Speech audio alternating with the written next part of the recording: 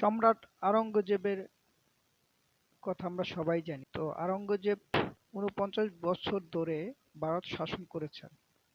তার সাম্রাজ্যের আয়তন ছিল ৪০ লক্ষ বর্গ কিলোমিটার। বলতে গেলে ভারতবর্ষের প্রায় সম্পূর্ণ এলাকাই ছিল তার রাজত্বের অন্তর্ভুক্ত। প্রজার সংখ্যা ছিল প্রায় ১৫,৮০,০০,০০০। আওরঙ্গজেব বছরে রাজস্ব আয় করতেন ৪৫০ মিলিয়ন US ডলার। ওই সময়ে ফ্রান্সের সম্রাট ছিলেন চতুর্দশ লুই। লুইয়ের চেয়েও আওরঙ্গজেবের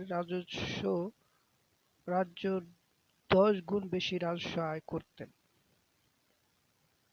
তার অধীনে ভারতবর্ষের অর্থনীতি ছিল পৃথিবীর সবচেয়ে বড় অর্থনীতি। ১৭০০ সালে তিনি ভারতবর্ষের অর্থনীতিকে ৯০ বিলিয়ন মার্কিন ডলারে উন্নীত করেন। ভারতবর্ষের জিডিপি ছিল পুরো পৃথিবীর জিডিপির ১/৪। ১৭০৭ সালে বিশ্বের সবচেয়ে ধনী রাষ্ট্রপ্রধান আওরঙ্গজেব ৮৮ বছর বয়সে নিজের সম্পত্তি একটা হুইল তৈরি করলেন। মৃত্যুর পরে হুইলে দেখা গেল তার কাছে ১৪ রুপি আর নিজ হাতে বোনা কিছু টুপি আছে।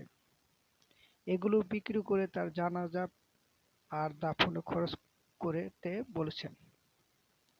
সারা জীবন কোরআন শরীফ নকল করে ৩০০ রুপি জমিয়েছিলেন।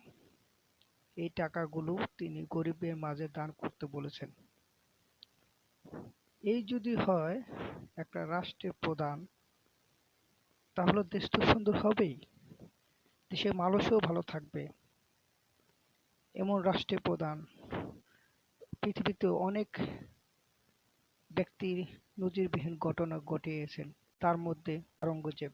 দরবার ও রাজকোষে খোঁজ নিয়ে দেখা গেছে হুইলের বাইরে সম্রাটের কোনো সম্পদ ছিল না।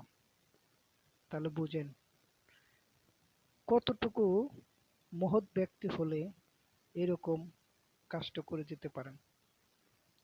স্যালুট। তার আত্মার মাগফিরাত কামনা করি, উপরে যেন সে ভালো থাকেন।